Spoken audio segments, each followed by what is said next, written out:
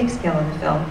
Are there any programs that you can point to on a local level or in our region that either you are working on or perhaps that you're aware of? And I'd be interested to hear that you could share with the group something for us to be excited and optimistic about, things that are happening right now that might get us closer to the mission and goal that we were exploring in the film.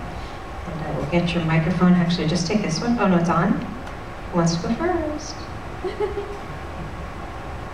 Oh, come on. All right, Doug. Hold it close to your mouth so that everybody can hear you.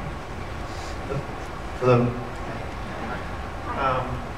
So one project that we're working on a local level is a group that meets regularly around regenerative agriculture and nutrition, and focusing very much on the ways that we can grow food in a responsible, natural way that can at one time help heal the land and also produce healthy food for our communities.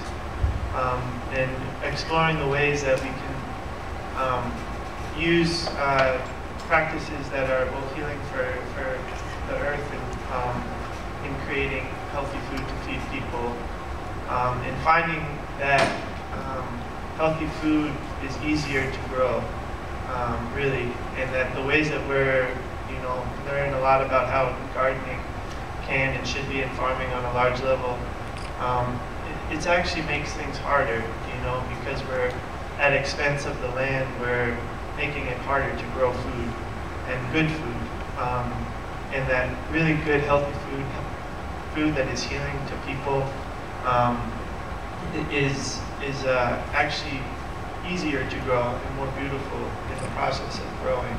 So we have a group that meets once a month, usually up in Bedford Hills and at the Westchester Land Trust, and we get together at potluck and have a really nice meeting in our garden there, and just discuss ways that we can use to take home and share with our communities and ways to grow healthy food and regenerate the land. So. Thank you. There's so many things I think that are actually going on in Westchester. One thing that I've been somewhat a part of, and just a lot of people in the room have been part of, is what's really turned into Sustainable Westchester. And it I don't exactly know the whole history of it, but there's so many groups and people that, I think it started so much with Kernel of Bedford 2020. There was the Northern Westchester Energy Action Coalition, which was a group of people who were involved in government. Victoria's been part of it, Nikki Coddington's been part of it. Heather Flournoy, who's works with Energize, and Warren. They all have kind of come out of this private-public partnership that came out of Northern Westchester, and then it was going on in Southern Westchester, and it all came together. And a lot of it's been around energy. Energize, New York has come out of this, Solarize has come out of it. And I work for a company, Jewel Assets. We've been working on community choice aggregation with Sustainable Westchester. And it's really, what's going on, what's come out of here is, I just think it's exceptional, and it's really something we should all be proud of and really happy for.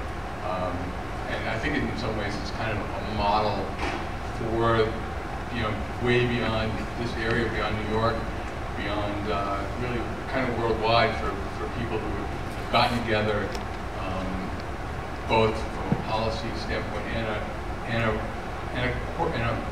private standpoint too. A lot of these are private businesses that are trying to really build a clean energy economy. I can speak more about it, but I think a lot of people here kind of know about this. But anyway, I think this is really great. It's so hard for me to not talk, but go on, Lisa. It'll come up again. Thanks for bringing that up. So I don't have such amazing personal examples.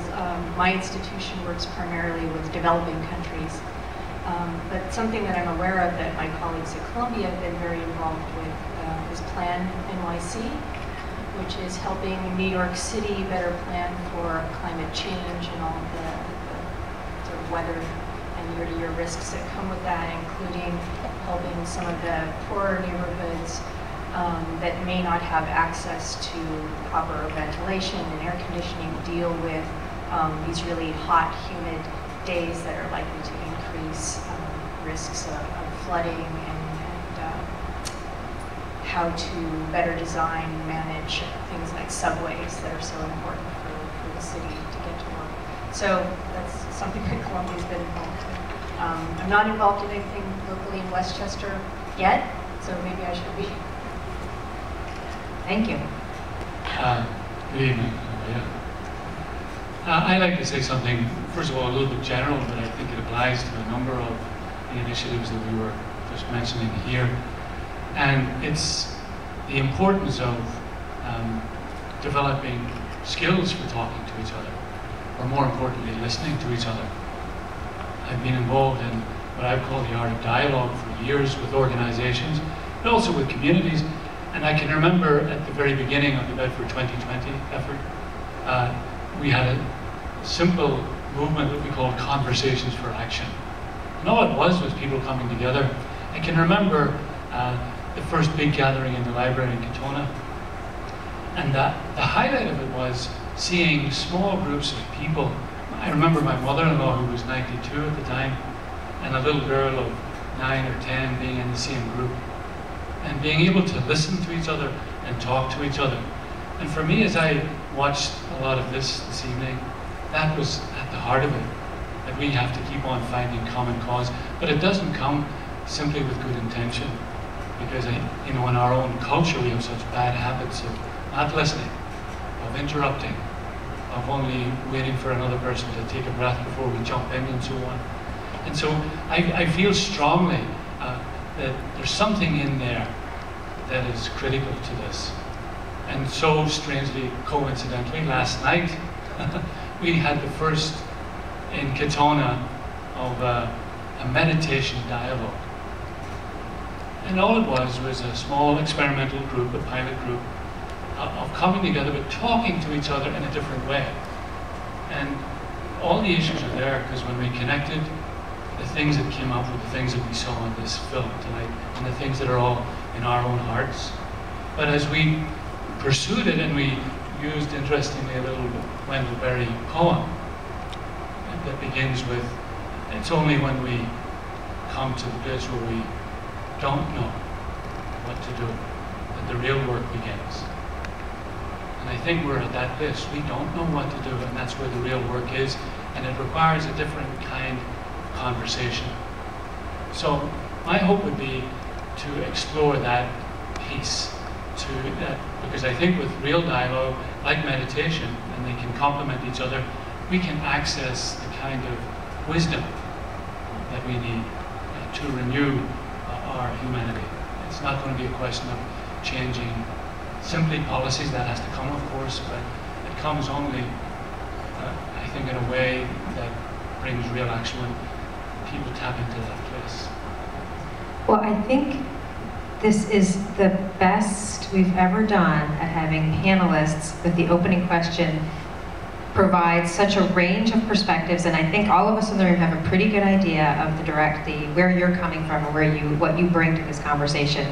So I'll turn now in this direction, and what are the exciting things that you've heard about, that you would like to see, that you would like to hear any one or a couple of our panelists speak to? Who's going to be the first brave soul? Because I could just sit here and talk to any one of these people in response to what they introduced, but it's not my personal dialogue. So does anybody else want to chime in? I will. Okay, I'm going to run up to you. You're now my side of the room. Emily's got that side of the room. Here we go.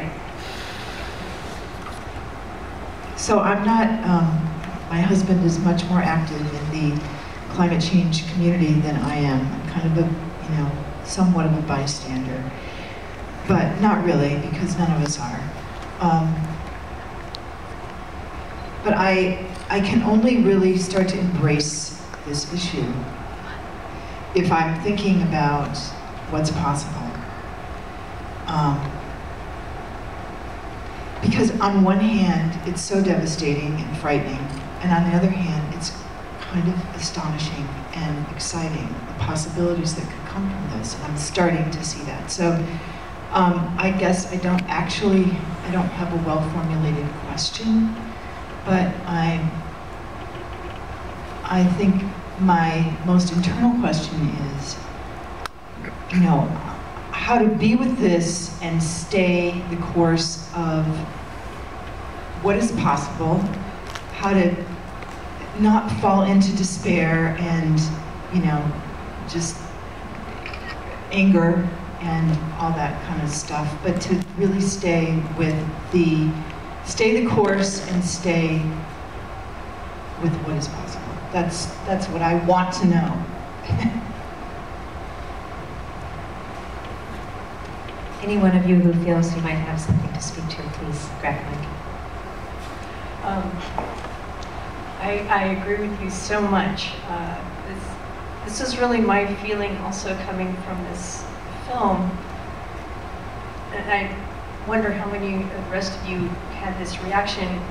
When the speakers were talking about the scary stuff and how terrible it was, you almost wanted to go hide in a hole. It was just, oh my God, you know, what are we going to do? The other speakers that were so positive, like this last woman, Joanna Macy, she was amazing. And there were others also that really made you want to get out there and just do something amazing.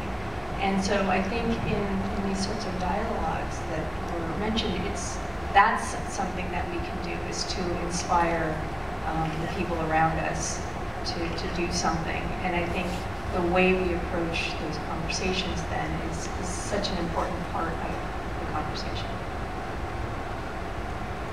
I could add something to that. I think it builds on what you're saying. Last night, one of the people, when we were just connecting at the beginning of the conversation, said, you know, I find myself saying to people, how are you? And they say, fine. And I know damn well they're not. And nobody's fine, is really his point. And it's not that he wants to ignore that or deny that, but some of the people who are truly fine are so because they've stepped into it. All of these people have stepped into it and they've come through. There are friends of ours, Doug and myself, who do a lot of work up here in Sing Sing. And they talk about prisoners who have been forced to step into it, and they've come to realize that they are in prison. But it's we on the outside who don't realize yet that we are in prison, is what they're saying. And so stepping into it is where the joy, I think, is to be found when they go through it, because I have seen so much joy when people do that.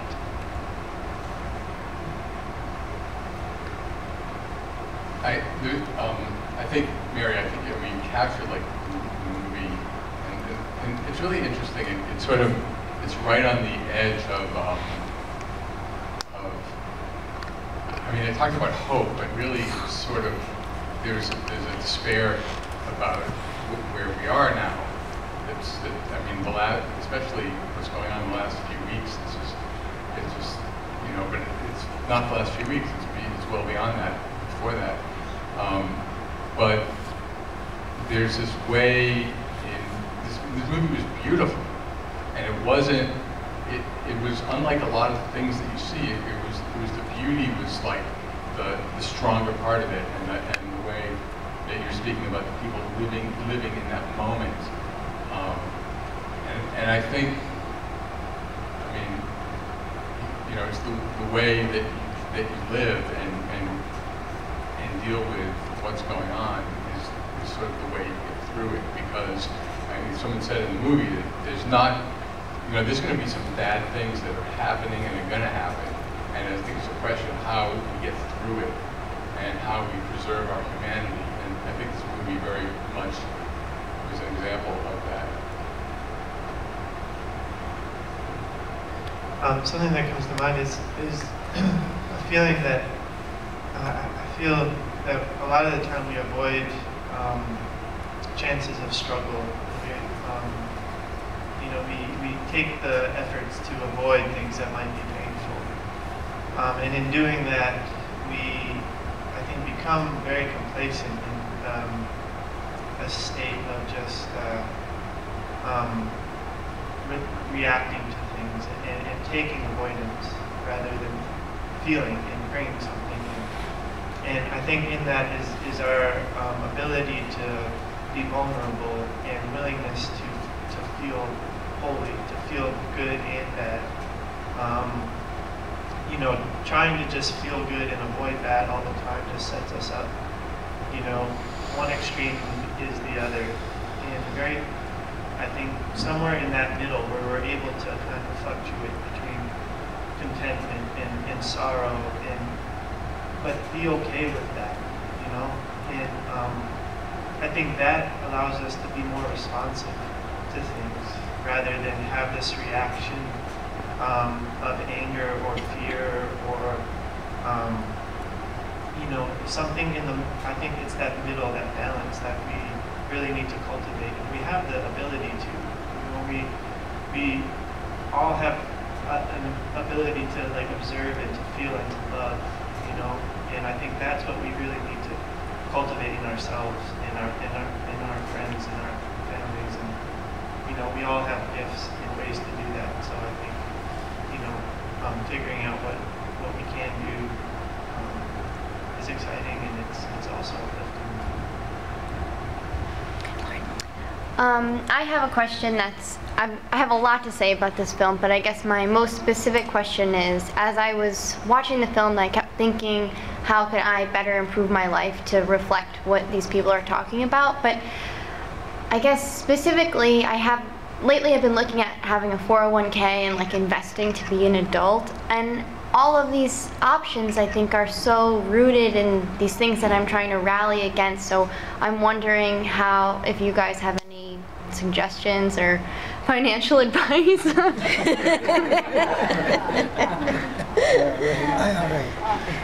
Yeah, that's interesting, because I just want to build on that, and you guys can formulate which of you really has a pressing ability to respond to this. But one of the things that I thought was so interesting that they brought out in this film that I don't usually see in documentaries is the convergence of so many activist groups, and recognizing that climate change concerns are also concern for women's groups and also concern for LGBT groups, and that there was this convergence of activism, and what an incredible power there is to that. But conversely, it's really an acknowledgement of the corporatization of our government and of the world, because we are such a powerful influence.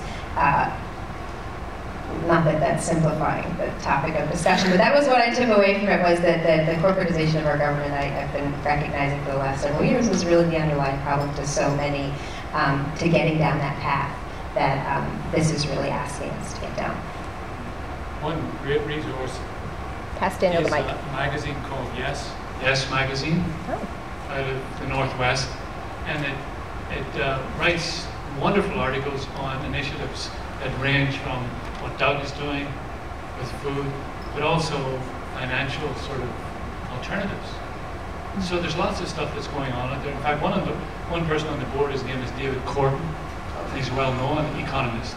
His wife, Fran, is the president of that. So it's a wonderful magazine and a great resource, I think, for everybody on the things that are happening. It really does inspire a lot of hope. And then there are things like the slow money movement, and I mean the places to invest money that are socially responsible, and there's a whole socially responsible investment movement. But one thing that was mentioned in the movie was this sort of someone said the thing about the environment versus the economy, and that the environment also has to justify themselves to the economy. And one thing I like to think about is the word, and I don't know how to pronounce it exactly, but the Greek word for economy and the Greek word for ecology, the root word is the same, and it's oikos, or oikos, and the word means home, and it really kind of captures both economy and environment.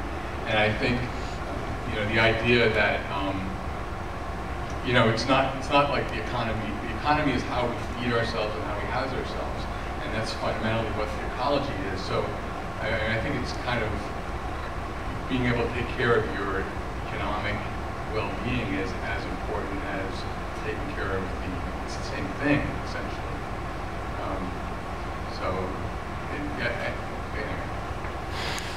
Anyway. One thing too, I think we're also, like they said in the film, that it's very, very new that this like kind of way that we're living is, you know, economy and economic growth is a very new, relatively new thing. But I think we're very much entrained that like it's the right thing, you know, and we're brought up in this culture to follow the ways that we've been doing, you know, recently. So it's very easy for us to, I think, believe that, you know, what we've been doing is the right way, you know, because for a few generations we've grown up in this way. But I think having the perspective that it might not be the right way, and that there are things that we can change, and that need to be changed, and assure ourselves and assure each other that those are the right changes that need to happen, and support each other, and you know, not just fall down into, you know, getting pushed around by this belief and this thought that like we have to keep doing what we've been doing because it's the right way. But to support each other in our initiatives that we feel is the correct way to go.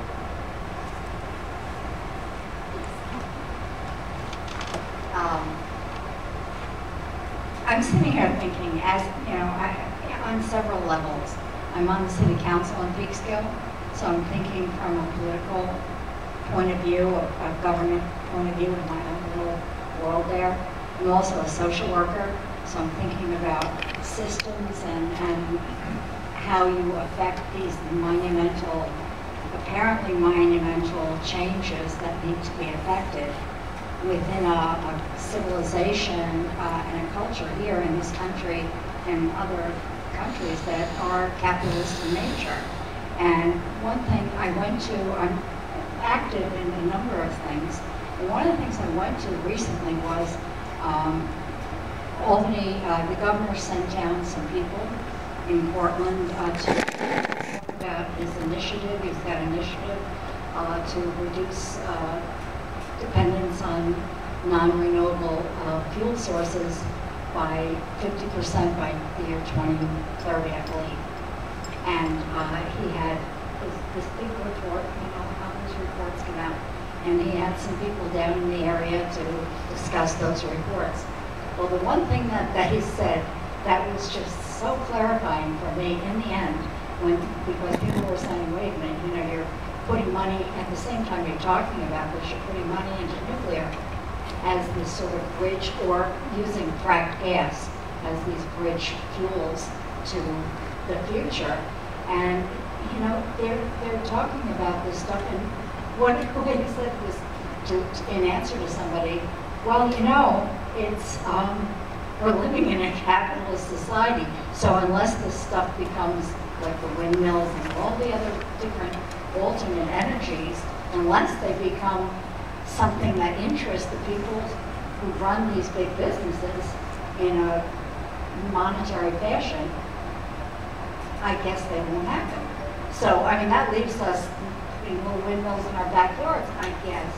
Or if people are starting to do solar, which I think is really good, to do things on a smaller basis or starts, and getting awareness in the communities. That's something I'm trying to work on in Peekskill with some really interesting other people who really want that to happen.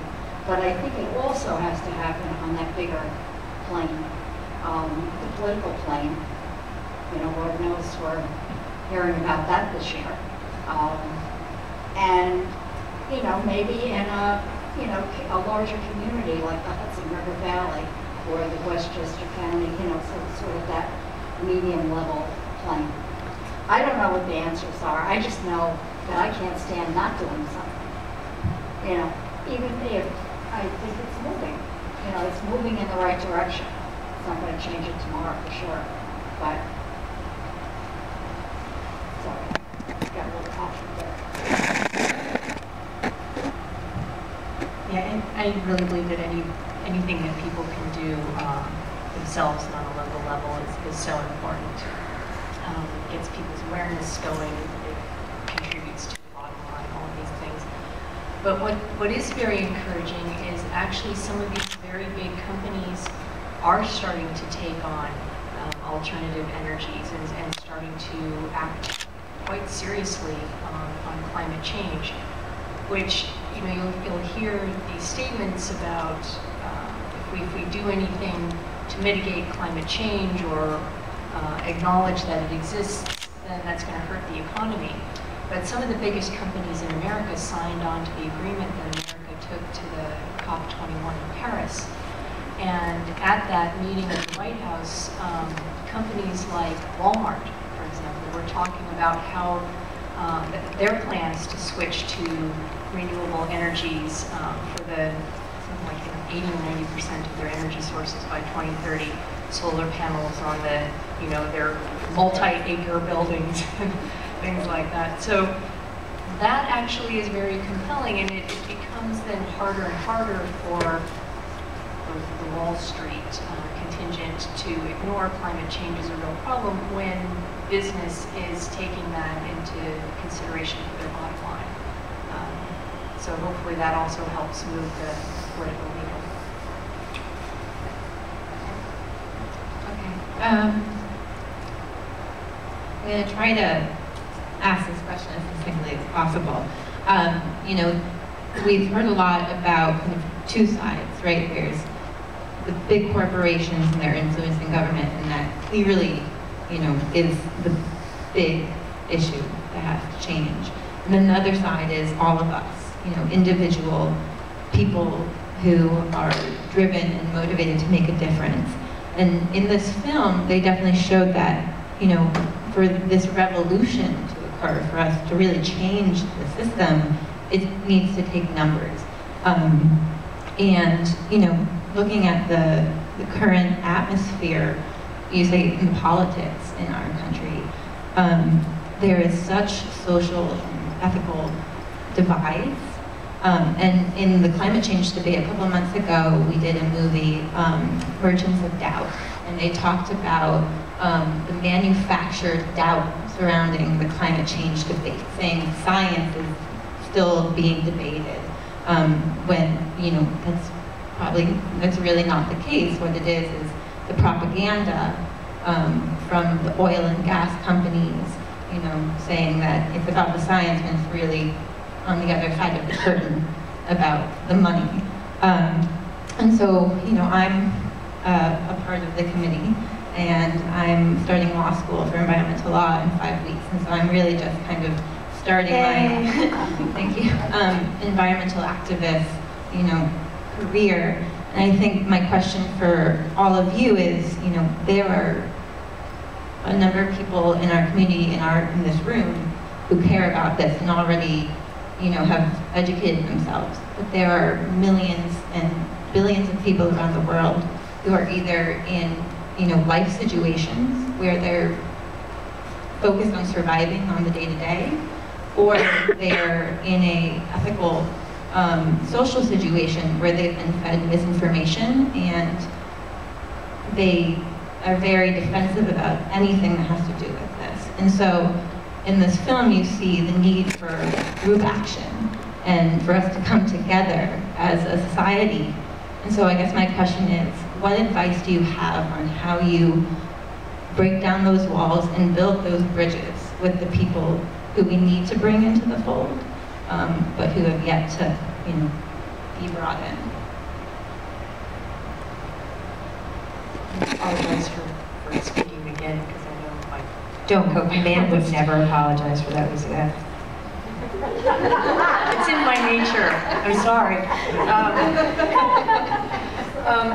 The whole Merchant of Doubt argument is so interesting, and for those of you who are not familiar with it, the way it goes is the first stage of the argument is the climate's not changing, and then the next stage is, okay, the climate's changing, but we're not responsible for it. It's changed all the time in the past. And then next, okay, well, maybe we're responsible for some of it, but then, you know, the models aren't perfect and it's so much uncertainty that it's just going to cost us too much. And And again, you know, the real social and economic forces are moving in a direction that recognize that they have to do something about it anyway. So that argument is starting to crumble from the inside, kind of like they were saying up here. But the ethical lines that you mentioned, you know, social and ethical lines, are really important. And the point was made several times in the film about, you know, scientists, maybe the information is important, but they're not going to solve the problem because these social and ethical, I don't want to call them necessarily divides, but in some cases they are so strong. So I've had students who say that they can't discuss even climate, let alone climate change, when they go home with their family because, you know, it's some state in the South, and if they start talking about it, the relatives will say, well, we don't believe in climate change in this household because we're Christians. And so it starts to become much more than an environmental or a scientific issue. It actually is political, religious, whatever you want. And that's very hard to break down, almost impossible. But again, coming up with some solutions, and we saw a lot of those in the film, is a very positive thing, and it doesn't have to then fall along these lines. And the one other thing I'll say about that is the misinformation thing. For so many of the vulnerable populations, it's not about the mitigation problem that we saw necessarily. That is a huge part of it. But so many of these communities need to make it through the next year. You know, if their animals die because of the drought, or they've been sold crazy seeds that they, you know, that's going to kill their entire livelihood. They're going to end up in refugee camps. And so there is a lot of effort going on right now to help communities deal with year-to-year climate, maybe the next few years, the next decade of climate. So really working towards incremental adaptation that needs to happen now. At the same time, we're working towards this bigger, all-encompassing problem of changing our planet. I couldn't help but respond. It always feels to me that there's the issues, and then there's us. And we're all coming at it from different places, and it triggers all kinds of stuff in us. A French poet said once, we don't see things as they are, we see them as we are. And I was telling a little story to my fellow panelists here at the beginning about my brother-in-law. My brother-in-law is on the opposite end of the political spectrum to me.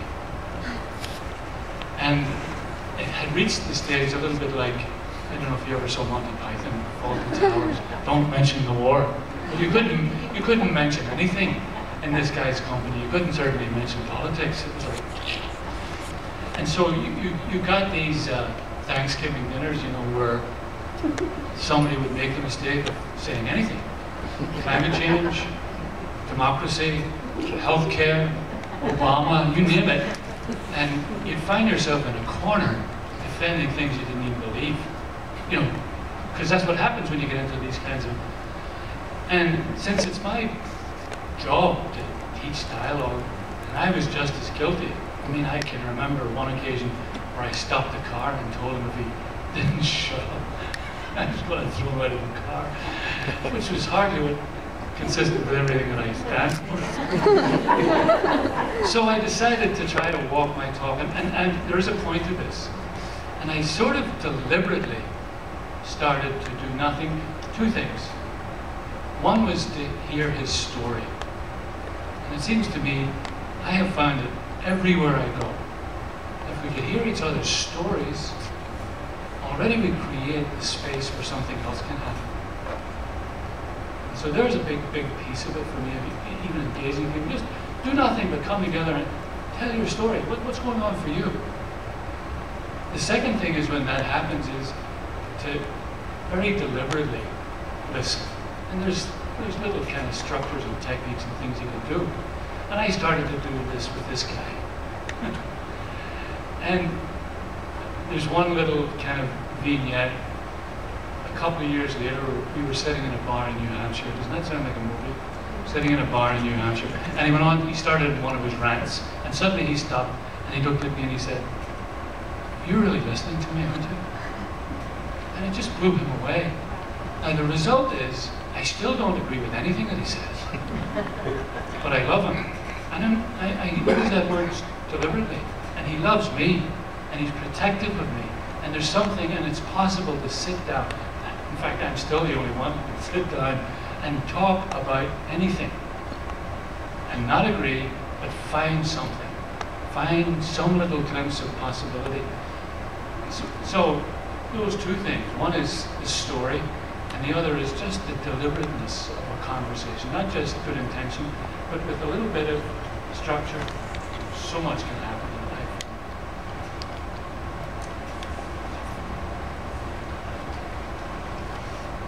Hi. The question I had is about like just simple, specific things that the average person might be able to do that is not necessarily going to be the one that's going to be part of a movement.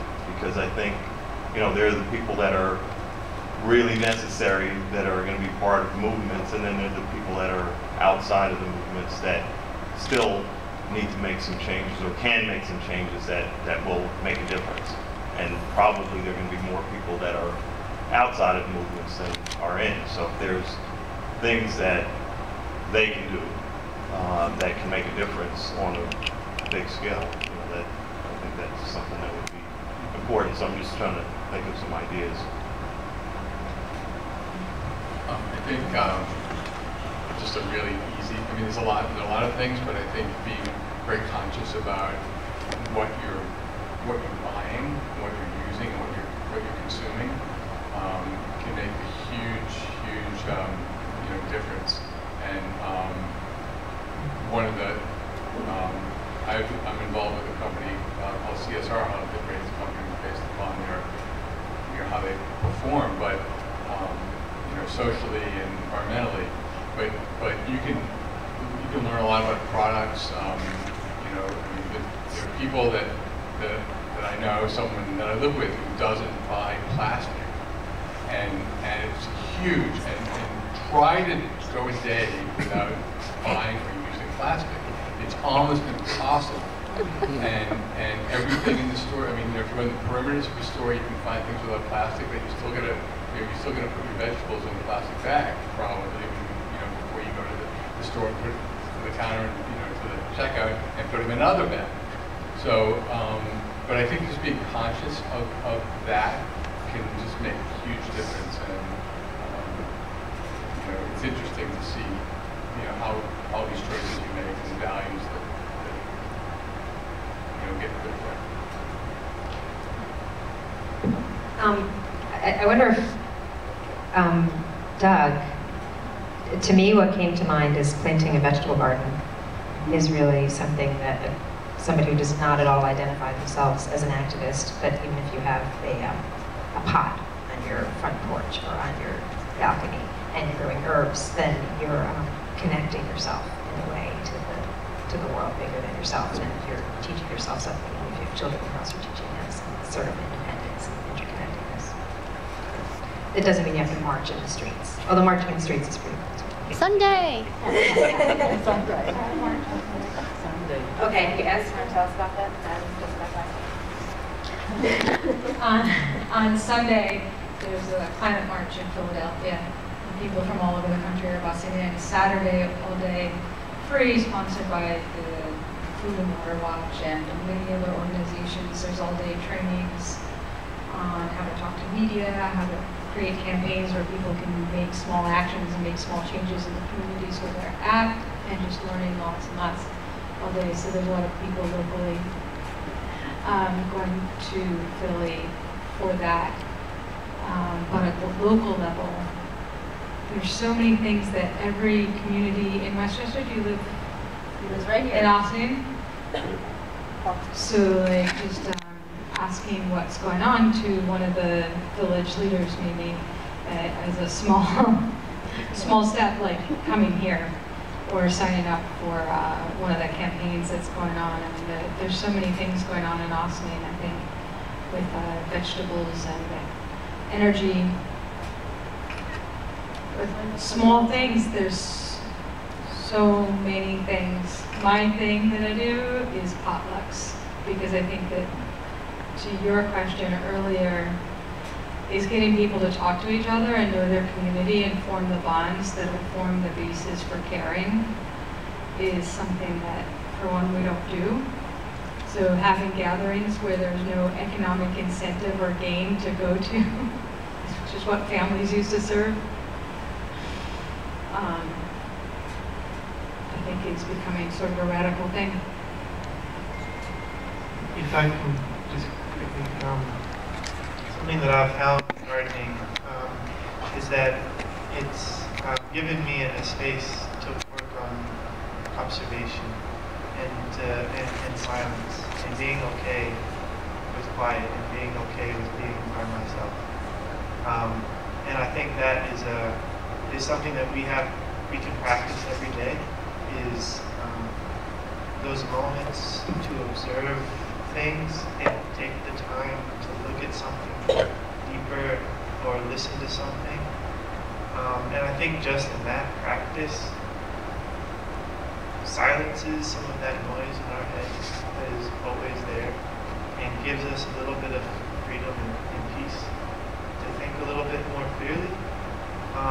And I think, that's a very simple thing, but it's also very radical and very, big, because taking that time every day, moments every day, brings a little, I think, piece to that moment, and that opens us up to a lot.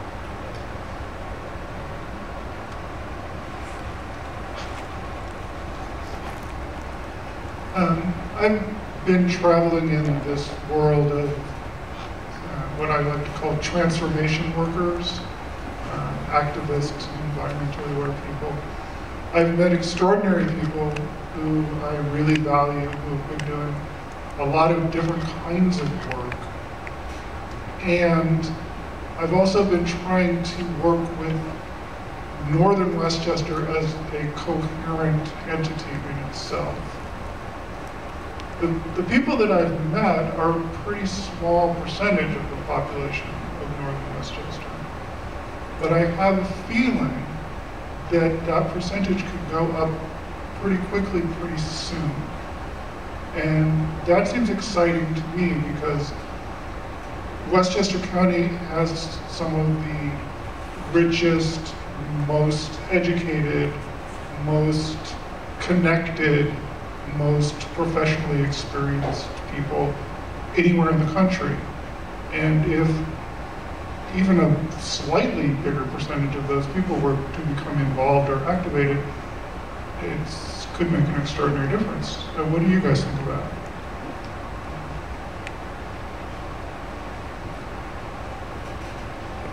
I am reminded of there was a little book that was written in 1962 by a man called Thomas Kuhn called The Structure of Scientific Revolution. It sounds so boring, but it was the book where that term paradigm change emerged. And when I went to Africa, I lived in Africa, and I could see things changing because it was just post-colonial independence in Kenya, and you could see an environment degraded. It was almost like a canary in the mine shaft. And so I was forced into looking at big changes, and I remember reading this book. And he talked about the stages of a process, which I think I'm hearing you echoing. He says the first thing is that the system, and our society as the system, goes into disarray. Bonds are broken, confusion reigns, things are not working, institutions begin to no longer serve, trust is broken, all of the things that are happening. And the first step is that there are some people on the margins usually who come up with ideas that say, well, I can keep the thing moving, but I can also address these new problems. And they're seen as heretics, and they're crucified, usually. What happens then, and to your point, is that the system continues to go even deeper into chaos. And I think that's what's happening in our world. And what you do get yet then, and this has always been the hope in me, is you begin to get drift towards those margins. More and more and more people begin to move in that direction until it becomes the center of a new paradigm, which was the term that he used. I think that we're on the cusp of that. At least I like to think so. One never knows. You know, maybe it won't. Life is like that. But it seems to me that the signs are there, and I did hear this in the film as well. People saying, look, this thing is imploding.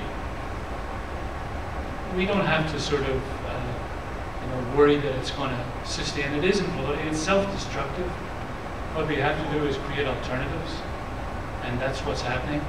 And engage more and more people, make it more and more sort of inviting. And there will be a time when the tipping point will happen. At least that's maybe consolation that I take, but that's what. Anybody else?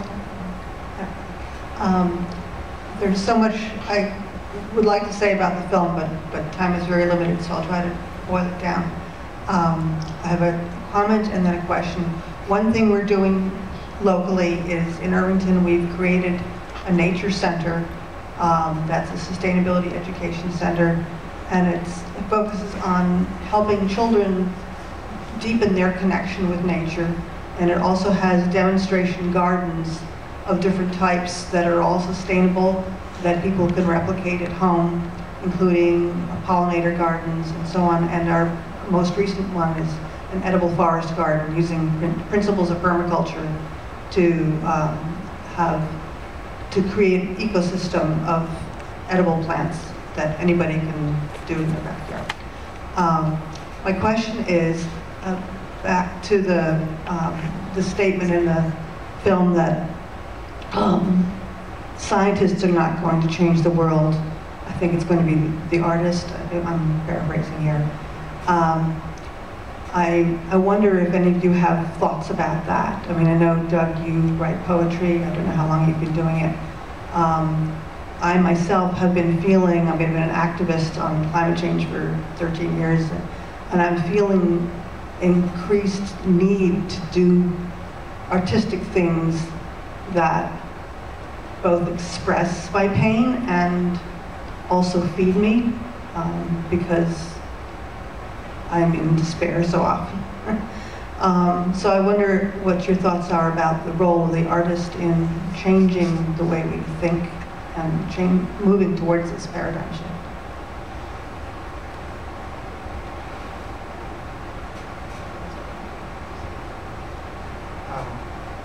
Thank you for saying that. I've been thinking about that a lot recently, and just the artist's place in the, in this movement, and forever. I think art, in a way, creates the conditions for the content to enter into us. And what I mean by that, I was listening to music the other day, and there was a song that was especially beautiful, and her voice was, what she was saying, like I heard it in a deep way because of the beauty of her voice and the beauty of the music that was there. What she was saying, it was almost like that sound, made it possible for me to hear what she was saying in that song. I think that's what artists are doing everywhere. It's what artists do through painting, through... May I have your attention, please? The library will be closing in a half hour. Please note the computers will be shutting down in about 15 minutes. Please save all your work. So I think, the artists are the ones that are making it. They're creating the beauty for us to see and to feel what is happening in a real, sincere way, I think. And without artists, without art, it's going to be very hard to learn what we have to do. And art makes it easier for us to understand and comprehend the things that we need to do, the story that we need to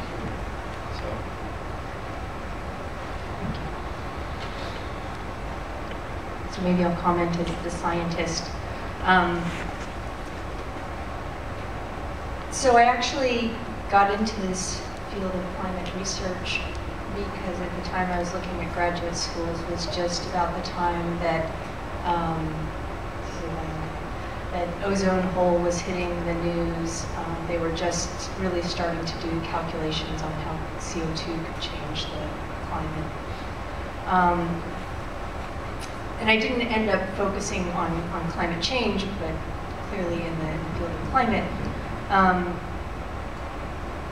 And my desire, my entire institution is certainly to help people, to make the most of climate information and make that relevant to people who need it. On the other hand, I do come across scientists who actually say and believe, I'm in this to save the world. And I've seen that turn off more people than it's really inspired, because it carries an arrogance with it that is very off-putting. And I see, at least in my institution, we are very much at the service of the people that we're working with, rather than telling them what they need to do. And so in that way, I agree very much with the film that we can help support the solutions, but we can't dictate people's decisions, and it's actually going to work against us to try to do that in too aggressive of a way. Just to add to the artist piece, I think we're all artists. One of the things in the film was about we need a new story. And I worked with a man called Thomas Berry years and years ago who talked about the need for a new human story, a new Earth story to help us make sense of things. But it struck me that it's not something that's simply told by the scientist, which was one aspect of it. And he also then would add the artist, which is what you're getting at. I think it has to be told by us. And I think all art is telling a story. And I work with a couple of organizations that use storytelling, but story writing. People who are really in difficult problems like addiction. The power of writing your own story. It doesn't have to be a big deal, but writing your own story is so cathartic, so healing, so grounding, and I think so expanding of your own consciousness in a way that I think could be most useful. So I would only just highlight that we're all artists, and that's the story. But that's what we have our own story.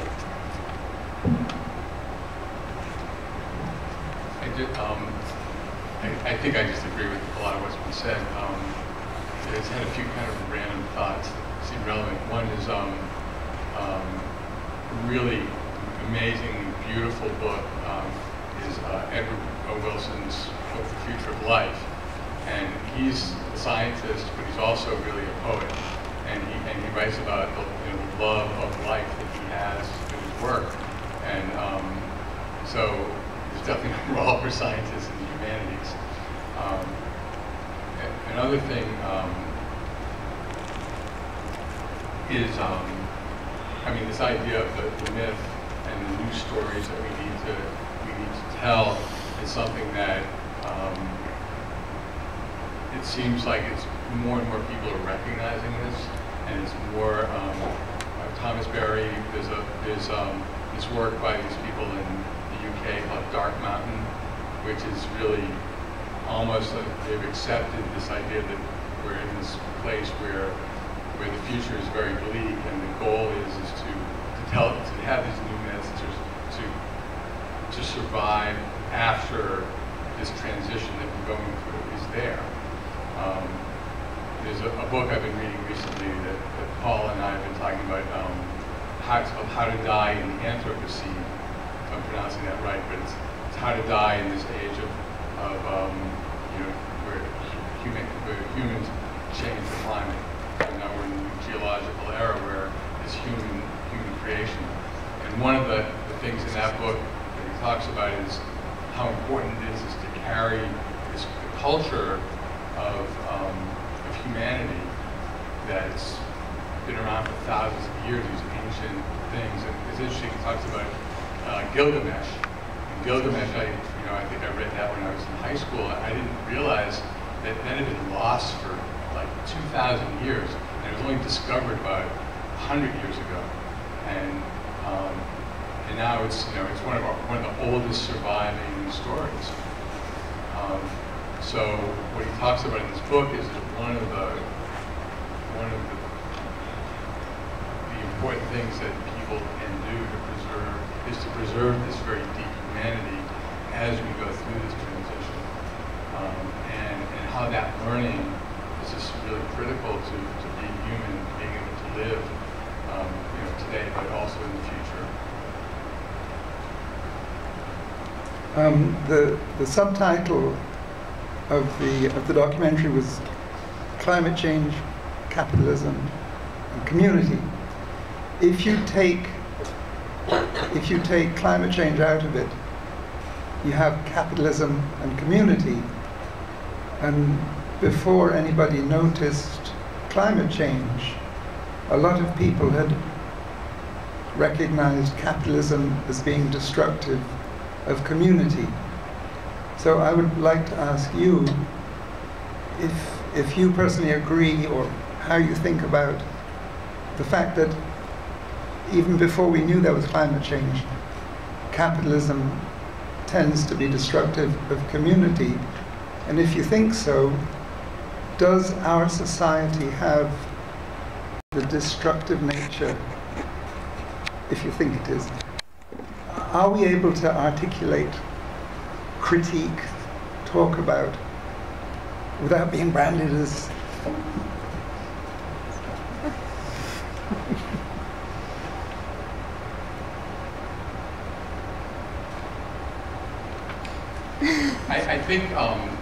I don't think we have, I think we're struggling with this economic story and theory. I think we don't have it at all. And because capitalism requires constant growth, which is just impossible. And I think it's a big problem. And I don't think it's not just being branded as, I mean, actually being a socialist is no longer a bad thing after being horrible for 30 years. It's now, Bernie made it safe to be a socialist again. But we don't have we don't really have a solution, and I think it's really critical that we figure out a way not just to tell a story, but actually to have an economic system that is sustainable. There was a couple of years ago I worked. There's this group, it's Clean Tech Open. It's a sort of an incubator for businesses that is working in the clean tech space. And there was a company there that was doing solar. It was a solar thing. But what their whole model was to build solar in parking lots in malls and have TV screens which would be powered by the solar. And the TV screens would then sell stuff in the mall, and it would be based on advertising. So it was just it was crazy. It was like great. So we're not using fossil fuels, but we're just selling more stuff. And where's that getting us? So I don't know. I think it's a really good question. I don't know if anyone has an answer. Well, getting back to land, Malcolm X said land is the basis of freedom, justice, and equality. He said that back in the 60s. In how working within the civil rights movement, this is how we can free a lot of people. Is let people back onto the land, make it easier for people. And I still think that is very, very true today, and will always be. When people are disconnected from the land, they are ultimately controlled by someone else. We don't have food. We can't grow on food. We have to go to somewhere else to get our food. And if we are led to use land and to use it responsibly, and that opens up a whole new economy, a whole new way, or old way of living again. And I think today it's just very, very hard for people to live off the land because of a lot of things. But if we can make it easier to to each of us have a little bit of land that we could care for. I think it's fully possible, and I think it would just open up a lot that we could do. Oh, we're going to have to wrap it up. But before I allow all of our panelists to give a final word, I want to touch on one thing that you brought up at the very beginning, and then building off of something that you suggested during the comments and questions, and that's the Sustainable Westchester organization.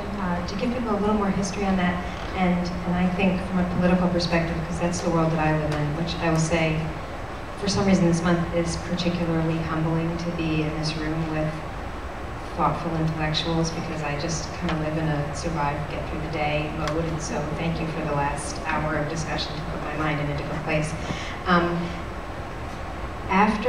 When Obama came into office and he started looking for the stimulus program, and maybe this is folklore in my interpretation of how NWEAC, the Northern Westchester Energy Action Consortium, began, but this is the story as I recall it. There was a conference call that the Obama administration put out to communities, and they were looking for programs to be able to invest in, and they were looking for cities and large populations. And the person that I refer to as the godfather of NWEAC is Herb Orengo, and he was on the call, and he said, hey, you know, in Northern Westchester, we're not a city, but if you drive from the Hudson River to the border of Connecticut, you will pass a series of communities, and you won't have to gone from one to the next. And if we all gang together in a consortium, then why don't we get access to some of this stimulus money? And it's about energy action, that's what it is. And that's how that all started. So it was a reaction to corporate overreach, and it was a government stimulus program from our president, and it was brought down to this most local level. And that is what became, that spawned the Southern Westchester Energy Action Consortium, which Nikki was one of the activists on, and then Nikki and I served on the steering committee that brought us together and created Sustainable Westchester. And when you talk about programs in our community that people can participate in, the Sustainable Westchester program, or NWEAC, or SWEAC, as Southern Westchester was known, has been responsible for initially the Energize program, which helps homeowners and now commercial property owners to be able to make their properties more energy efficient so that they waste less energy and they save more money. The Solarize Westchester program, which Nikki was one of the primary organizers on bringing, we were one of the first communities to be able to participate in that, and there is so much solar in Ossining. We are one of the leaders in the county for solar installations. And there are so many programs like this, the Complete Streets in a Box you brought to us. We have a Complete Streets policy because SWEAC made it easy for us to do.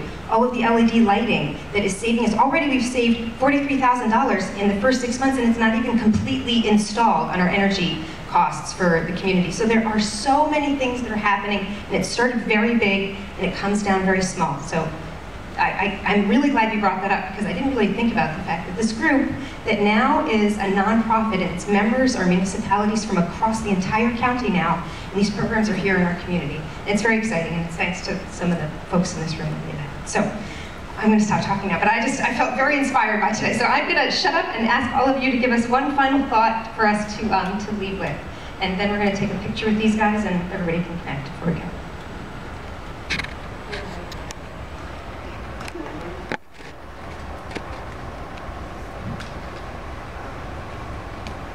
I think, do what makes you happy. And the happier you are, the better other people will respond to you. The more you're smiling, the more the world is. May I have your attention, please? The library is closing in 10 minutes. If you have any items you wish to check out, please bring them to the circulation desk now. The library will be open tomorrow from 10 a.m. to 6 p.m. Thank you, and have a good evening. So I would just say the one word, community. And I think that's really, that's the last word in the movie. That's what Victoria was talking about, and it's what brings everyone here tonight. So I really appreciate the opportunity to be here and be part of this community. So I don't have one word, but for any of you who listen to the Culture Gap Fest podcast, I've got 3 endorsements for those of you who want to be the cool kid on your block to know about this stuff first. One is there's renewable energy approach that you probably haven't heard of. There's a small company that makes this technology called PaveGen. It's very cool. They have YouTube videos, and it's effectively generating energy out of footfall. So the fact that you're walking on these things, it's storing up the energy, the kinetic energy of your feet. The idea is that maybe there are cities eventually will have their sidewalks that will power the street lights at night when people are walking to and from their jobs. And there's a video of a soccer pitch in Brazil that's being lit up entirely by the soccer players on the field.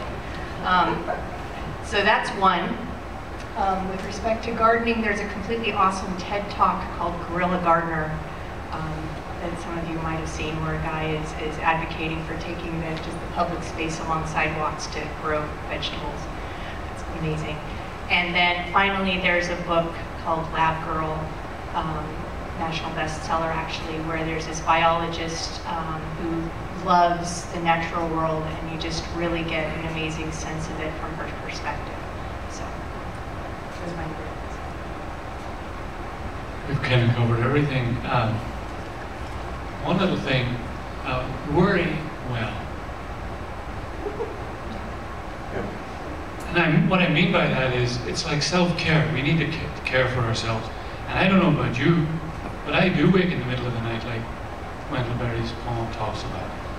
So I'm trying to figure out how to worry well. And I put together this one-pager for some people. And it was, worry can help focus your attention. So that's good worry. But then when the subconscious kicks in and it just becomes like a cycling of stuff after the other, it's overwhelming.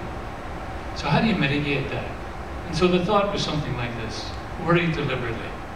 Set aside 20 minutes, maybe a day, maybe a week, depending on how much you have to worry about, and sit down and make a list. And figure out one thing that you can actually do.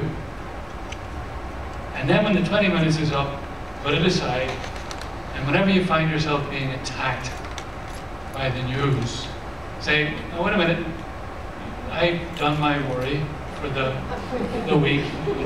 I'm going to get back to you. And it's sort of an interesting little way it can mitigate this tsunami of stuff that's coming at us. Worry well. Thank you very much. We'll be back in September. Enjoy the intermission from our series in August, and I hope you do get a chance to check out the Sing Sing Kill Greenway. Park your car at the community center and then take a walk. Paul, what do we need to know? Is it possible to become a friend of the series on your way out of the building? Thank you for reminding everyone. Yes, there's a beautifully decorated cardboard box with pretty butterflies on it and little envelopes. And you probably saw scrolling through, there was a screen with dozens of people just like you who stuck 20 bucks in an envelope and said, thanks for doing this. And you'll see this wonderful committee of people that are walking around. It's not just Emma who's going to law school to get her degree in environmental law. It's just, how many of us are there now? 6, 8? It's just the most amazing group of volunteers, and I was just really appreciating them all tonight. So. Thank a volunteer on your way out, and thank you to our panelists for really being inspired.